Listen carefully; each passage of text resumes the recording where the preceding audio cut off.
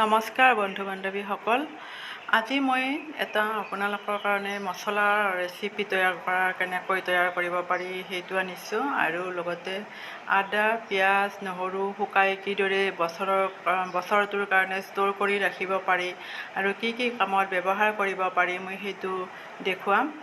আদাখিনি মই ভালদৰে ধুই লৈছোঁ। লৈ এইদৰে এইখন চুকুনা দেখিছে নহয়, এইখনেৰে এইদৰে চুকি লৈছোঁ। এইদৰে চুকি লোৱাৰ পিছত এখন প্লাষ্টিকৰ ডালা লৈছোঁ মই। ইয়াত কোনো কাগজ বা পেপাৰ দিয়া নাই, দিব নালাগে।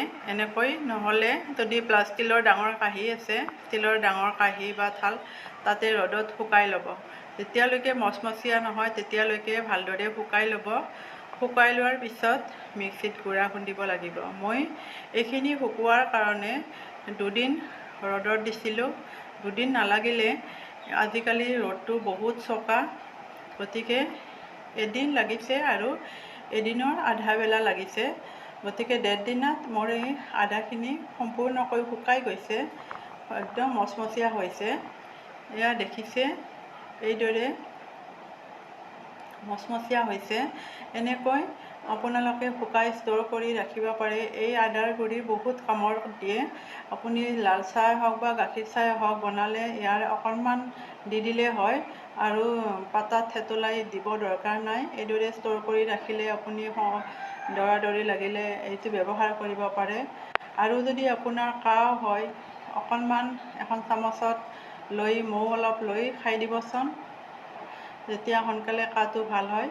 মই মিক্সিৰ জাগ এটা লৈছোঁ, জাগটোতে এই পাউডাৰখিনি বনাম। মিক্সিৰ জাগটোত এয়া চাওক, কি ধুনীয়া পাউডাৰ হৈ গৈছে। এই পাউডাৰখিনি আপুনি বটল এটাত ষ্ট'ৰ কৰি ৰাখিব পাৰে আৰু আঞ্জাত দিব পাৰে। যিকোনো আপুনি আদা নহৰু দিয়া আঞ্জা বনালে আদা নহৰুখিনি শুকাই ষ্ট'ৰ কৰি ৰখা পাউডাৰো ব্যৱহাৰ কৰিব পাৰে। এয়া চাওক কিমান ধুনীয়া হৈছে। মই এইদৰে ষ্ট'ৰ কৰি ৰাখোঁ আৰু যি যি কামত লাগে ব্যৱহাৰ কৰোঁ। আপোনালোকেও এইদৰে ব্যৱহাৰ কৰিবচোন। এনেকৈ তাৰপিছত পিঁয়াজ কিদৰে গুড়া কৰি ৰাখিব পাৰি মই সেইটো ভিডিঅ' আপোনালোকৰ লগতো শ্বেয়াৰ কৰিম। মই পিঁয়াজ 3টা লৈছোঁ, ডাঙৰ ডাঙৰ পিঁয়াজ 3টা লৈছোঁ। পিঁয়াজখিনি এই পাতলকৈ কাটি ল'ব লাগিব, মিহি মিহিকৈ। এই পিঁয়াজৰ গুড়িও আমাক আঞ্জাত দিলে এটা বেলেগ টেষ্ট হয়। কেঁচা পিঁয়াজৰ টেষ্টটো বেলেগ আৰু শুকানৰ পিঁয়াজটোৰ টেষ্টটো বেলেগ। এনেকৈ পাতলকৈ কাটি ল'ব আৰু এইবিলাক এটা এটাকৈ পিচ কৰি ওলোৱাই ল'ব। ওলোৱাই লৈ এখন কাঁহী, ডাঙৰ কাঁহী নাইবা এনেকুৱা ডাঙৰ ষ্টীলৰ কাঁহী নাইবা এই প্লাষ্টিকৰ ডালা সেনেকুৱাকৈ ইউজ কৰি তাত শুকাই ল'ব।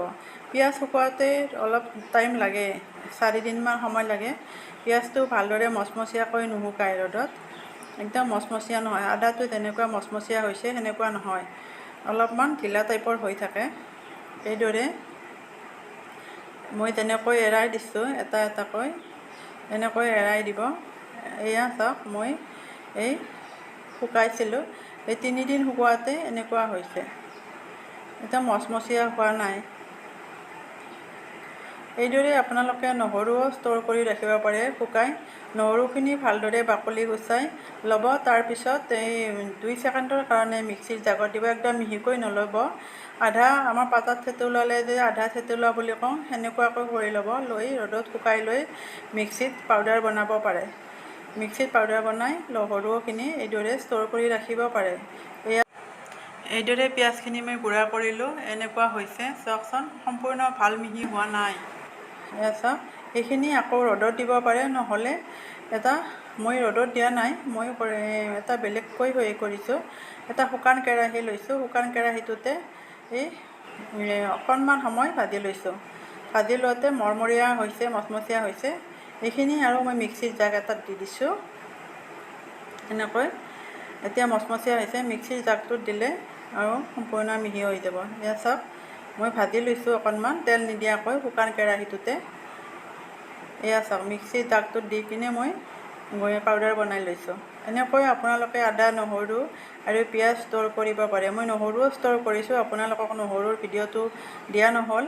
একেই ছিষ্টেম, এইদৰে আপোনালোকে নহৰুও হেৰি কৰিব পাৰে, শুকাই ৰাখিব পাৰে। আৰু যিকোনো চব্জি, মাছ, মাংস যি বনায় তাতে ব্যৱহাৰ কৰিব পাৰে। মই এই মছলাটো বনোৱাৰ এটা বিশেষ কাৰণ হৈছে কি, মেগী মছলা মই ঘৰতে বনাইছোঁ। সেইকাৰণে মই মেগী মছলাটোৰ কাৰণে আচলতে মই এইখিনি তৈয়াৰ কৰিছোঁ। মই মেগী মছলাটো বনাইছোঁ, আপোনালোকৰ লগত ভিডিঅ'টো শ্বেয়াৰ কৰিছোঁ। মই মেগী মছলা কিদৰে বনাইছোঁ আপোনালোকে মোৰ ভিডিঅ'টো চাবচোন, মই ডেছক্ৰিপশ্যনত বক্সত দি দিম। ভিডিঅ'টো চাই ভাল লাগিলে লাইক কৰিব, কমেণ্ট কৰিব, শ্বেয়াৰ কৰিব আৰু চেনেলটোত নতুনকৈ আহিছে যদি ছাবস্ক্ৰাইব কৰি দিব। ভিডিঅ'টো শেষলৈকে চোৱাৰ বাবে বহুত বহুত বহুত বহুত ধন্যবাদ।